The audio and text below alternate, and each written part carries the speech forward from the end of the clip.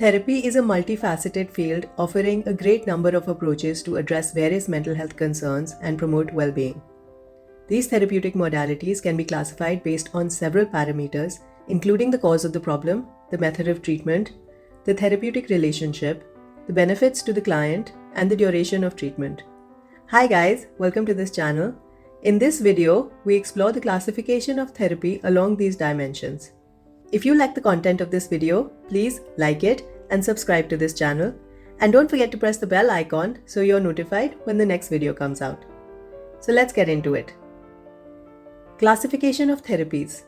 Number 1. Cause of the problem. Biological therapies focus on addressing mental health issues that stem from biological factors such as genetics, neurochemistry, or neurological functioning. Treatments may include medical management, electroconvulsive therapy, or transcranial magnetic stimulation. Psychological therapies delve into the emotional, cognitive, and behavioral roots of mental health concerns. They aim to address issues arising from maladaptive thought patterns, unresolved conflicts, or trauma experiences.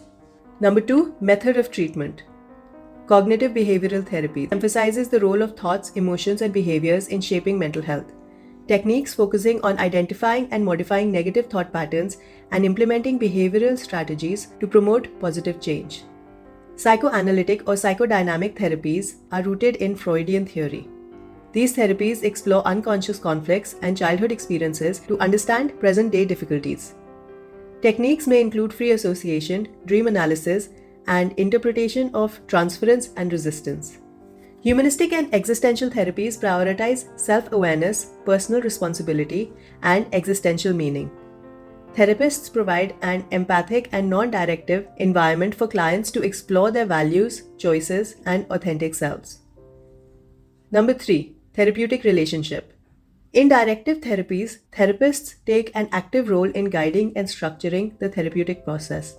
The relationship may be more therapist-led with clear goals and interventions outlined from the beginning. Non-directive therapies emphasize the client's autonomy and self-exploration. Therapists provide unconditional positive regard and empathy, allowing clients to lead the therapeutic journey at their own pace. Number 4. Benefits to the client. Many therapies aim to alleviate distressing symptoms such as anxiety, depression, or trauma-related reactions. Therapies equip clients with adaptive coping mechanisms to manage stressors and challenges more effectively. Through self-exploration and insight, clients gain a deeper understanding of themselves and their experiences. Therapy can improve communication skills and interpersonal dynamics, leading to healthier relationships. Number 5. Duration of treatment. Some therapies, such as brief CBT interventions, are designed to achieve targeted goals within a limited number of sessions.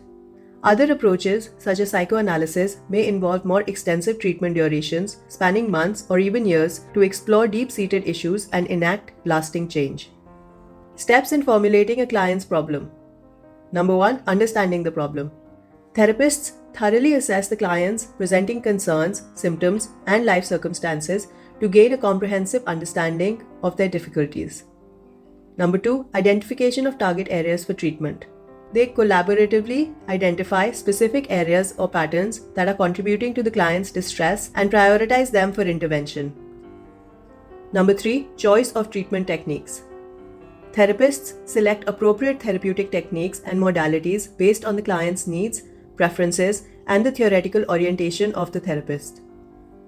Number 4. Implementation and evaluation. They implement the chosen interventions, continually assessing their effectiveness and making adjustments as needed based on the client's progress and feedback. Number 5. Termination and follow-up. They gradually transition towards terminating therapy once the client has achieved their treatment goals, while also providing support and resources for maintaining progress in the long term. In conclusion, therapy encompasses a diverse array of approaches, each tailored to address specific aspects of mental health and well-being. By understanding the classification of therapies and the steps involved in formulating a client's problem, therapists can effectively tailor interventions to meet the unique needs of each individual, fostering growth, resilience, and positive change. So that's it for this video. If you're looking for quality mental health resources, please visit my Etsy shop. The link is provided in the description box below. Once again, if you like the content of this video, please like it and subscribe to this channel. And don't forget to press the bell icon so you're notified when the next video comes out. As always, thanks for watching.